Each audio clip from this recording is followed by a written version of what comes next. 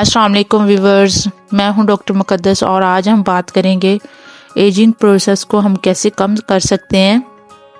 अपने चेहरे पे जितनी भी रिंकल्स हो रहे होते हैं टाइम से पहले, उसको रिड्यूस करने के लिए हम कौन कौन सी होम रेमेडी को यूज़ कर सकते हैं और अपनी स्किन को क्लियर कर सकते हैं।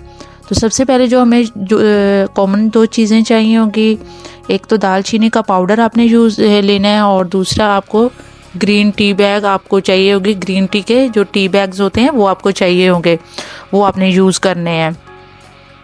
तो मैं बेनिफिट्स क्या हैं, तो ग्रीन टी का जो बेनिफिट्स है वो हमारी स्किन को टाइट करता है और हमारी स्किन की एजिंग प्रोसेस जो होता है उसको स्लो कर देता है और एक्नी जो होती है फेस पे उसको ट्रीट करती है। और इसके अलावा जो स्किन पे रेडनेस ईचिंग होती है उसको भी कम कर देते हैं और स्किन को ब्राइट करने में काफ़ी अच्छा रोल प्ले करती है ग्रीन टी। इसके अलावा जो दालचीनी है उसके अगर बेनिफिट्स की बात की जाए तो ये एक एंटीसेप्टिक है। ये हमारे स्किन के ऊपर जितनी भी इन्फ्लामेशन हो रही होती है, स्किन के ऊपर जितने भी पिंपल्स बन रहे होते हैं उसको कम कर देता है और स्किन के ऊपर जितने भी ब्लैक और ब्राउन कलर के जो बन रहे होते हैं, स्पॉट बन रहे होते हैं, उसको भी काफ़ी हद तक रिमूव करती है और हमारी स्किन के ऊपर जो प्रमोट करते हैं लाइटनिंग को और हाइपर पिगमेंटेशन को कम कर देते हैं दालचीनी। तो ये थे इनके फ़वाइद, यानी जो इनके जो बेनिफिट्स हैं वो है। अब हम बात करते हैं कि इसको हमने यूज़ करना कैसे है। तो इसको आपने बड़े सिंपल तरीके से यूज़ करना है।